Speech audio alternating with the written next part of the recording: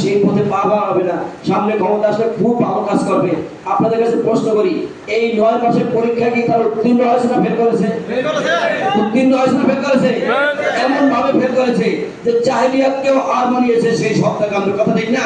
সাজা না দেওয়ার অপরাধে আমাদের ভাইকে যেভাবে পাথর মেরে হত্যা করা হয়েছে, সারা বাংলাদেশে যেভাবে খুনের রাজত্ব কায়েম করা হয়েছে, ধর্ষণের রাজত্ব কায়েম হয়েছে, জুলুম, এই যে জুলাই বিপ্লব পরবর্তী নতুন বাংলাদেশের মানুষ আর স্বস্তিতে নাই, আর শান্তিতে নাই।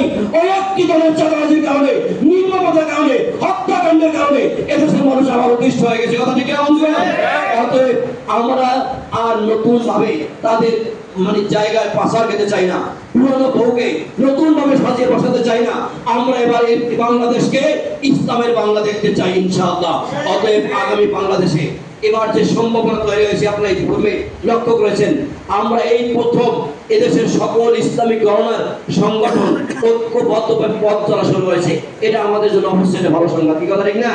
অতএব আমি এখানে আজকে আহ্বান করতে চাই, এই সুন্দর সুযোগেও যারা আবার আমাদেরকে বোকা বুঝিয়ে, পিছনের গোবর বুঝিয়ে, বিভিন্নভাবে ভুল বুঝিয়ে ওই দুই দলের কোন দলের দালালি ক্ষেত্রে আবারও যারা লিপ্ত হবে, এদেশের তৌহিদ জনতা, এদেশের জওয়ান, তাদেরকে আবার প্রত্যাখ্যান করবে। কথা ঠিক আছে বন্ধুরা?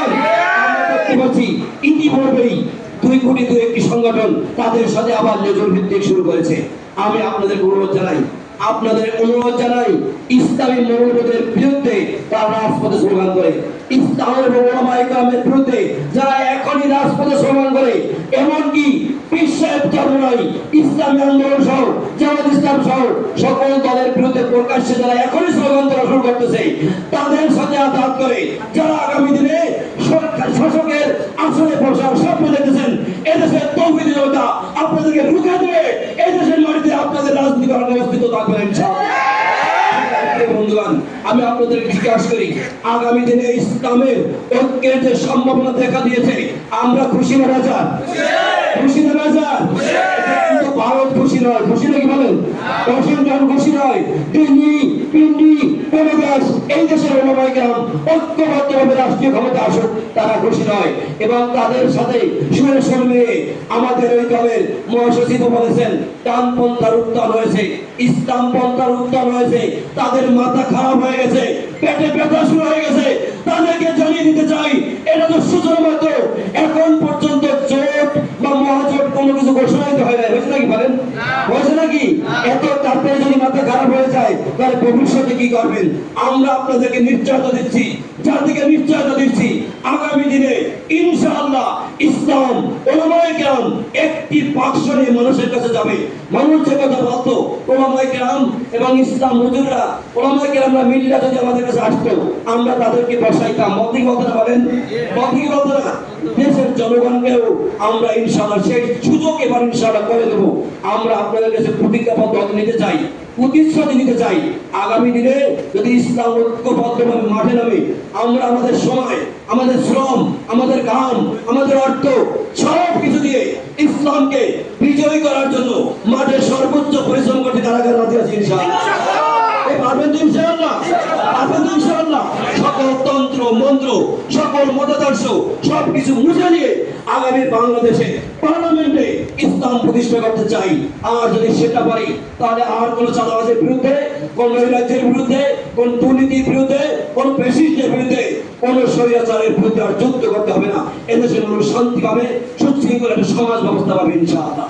পাশাপাশি প্রিয় বন্ধু, আজকে যুব আন্দোলনের নবম প্রতিষ্ঠাবার্ষিকী সমাবেশ, এই নবম প্রতিষ্ঠাবার্ষিকী দাঁড়িয়ে বলতে চাই, এই দেশে যারাই যত যুব সংগঠন করুক না কেন, ইনশাআল্লাহ আমরা বুকে হাত দিয়ে বলতে পারি, আমাদের টেকনাফ থেকে তেতুলিয়া, রূপসা থেকে পাতুরিয়া, আমাদের সেন্ট্রাল থেকে ওয়ার্ড পর্যায় পর্যন্ত কোনো একজন দায়িত্বশীলের মুখ থেকে মাদকের কোনো ঘেরান নাই। সত্য কিনা ধরে বলেন? সত্য কিনা ধরে বলেন? আমাদের কোনো একজন দায়িত্বশীল কোন প্রকার চাঁদাবাজি, টেন্ডারবাজি, দুর্নীতি, রাজনীতি, অন্যায়, অন্যায় জুলুমের সাথে লিপ্ত নাই। কি কথা ঠিক কিনা বন্ধুগণ? আমরা আশ্বস্ত করে বলতে পারি, আমাদের এই প্ল্যাটফর্মে যারা এসেছে, যারা কোনোদিন নামাজ পড়তো না, আজকে এই সংগঠন আসার কারণে তারা এখন ইমামতি করার যোগ্যতা অর্জন করেছে। কথা ঠিক কিনা বন্ধুগণ? যারা কোনোদিন যারা মাদক নিয়ে পড়ে থাকতো, তারা আজকের মাদকের বিরুদ্ধে স্লোগান তুলছে, মানুষদেরকে বোঝাচ্ছে। অতএব এই কথা, এই মেসেজ সমাজের মানুষের কাছে পৌঁছে দিবেন। মানুষদেরকে আহ্বান করবেন যে এটা সত্যের পথ, এটা আলোর পথ, এটা ইসলামের পথ। এই পথে আসলে আমরা আগামী সুন্দর একটি ভবিষ্যৎ, আমাদের নিজেদের দুনিয়া শান্তি এবং আখিরাতের মুক্তির একটা পথ খুঁজে পাবো। আপনাদের সবাইকে এই পথে আহ্বান জানিয়ে আজকের মতো বিদায় নিচ্ছি। সবাইকে ধন্যবাদ। আসসালামু আলাইকুম ওয়া রাহমাতুল্লাহি ওয়া বারাকাতুহু।